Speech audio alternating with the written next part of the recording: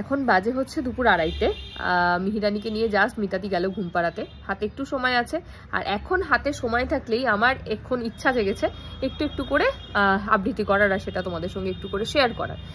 তো আজকে ভাবলাম মেঘবালিকা, মানে মেঘবালিকার জন্য রূপকথা, ওটা একটু করব জয় গোস্বামীর। কেমন লাগে অবশ্যই একটু কমেন্টে জানিও। আমি যখন ছোট ছিলাম খেলতে যেতাম মেঘের দলে।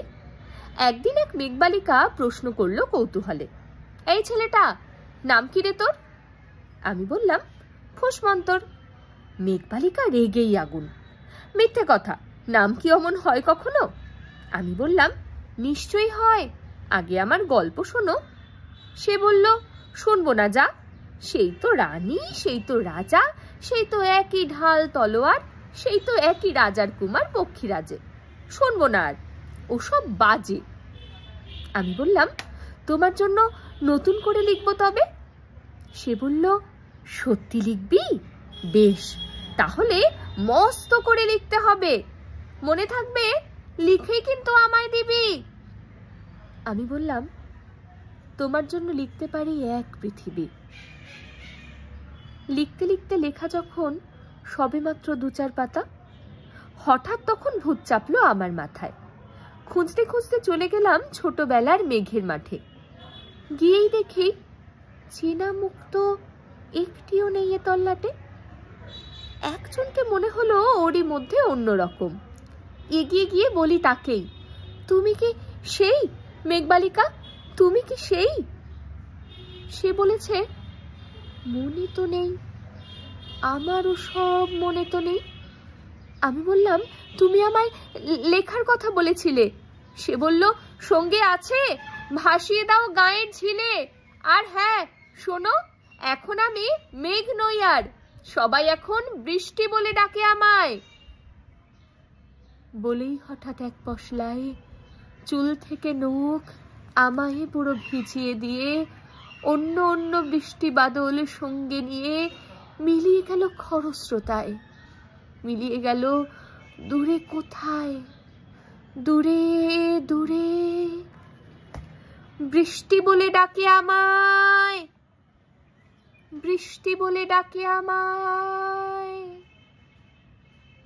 আপন মনে বলতে বলতে আমি কেবল বসে রইলাম ভিজে একসা কাপড় জামায়, গাছের তলায় বসে রইলাম। বৃষ্টি নাকি মেঘের জন্য? এমন সময় অন্য একটি বৃষ্টি আমায় চিনতে পেরে বলল, তাতে মন খারাপের কি হয়েছে?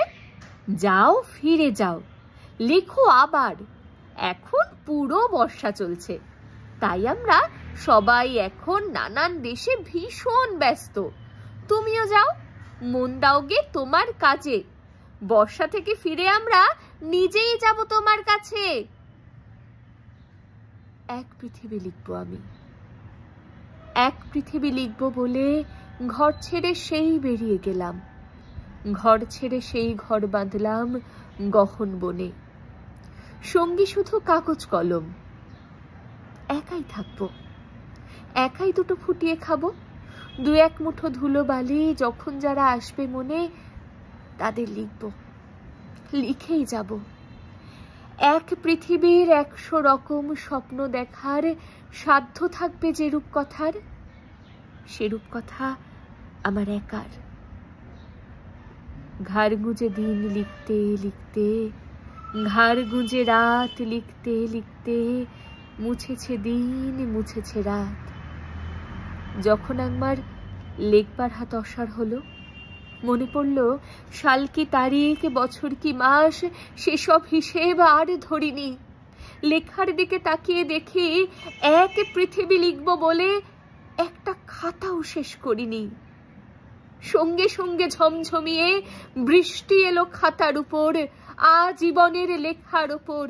বৃষ্টি এলো এই অরণ্যে, বাইরে তখন গাছের নিচে নাচছে ময়ূর আনন্দিত। এ গাছ ও গাছ উড়ছে পাখি, বলছে পাখি এই অরণ্যে কবির জন্য আমরা থাকি। বলছে ওরা কবির জন্য আমরা কোথাও, আমরা কোথাও, আমরা কোথাও হার মানিনি।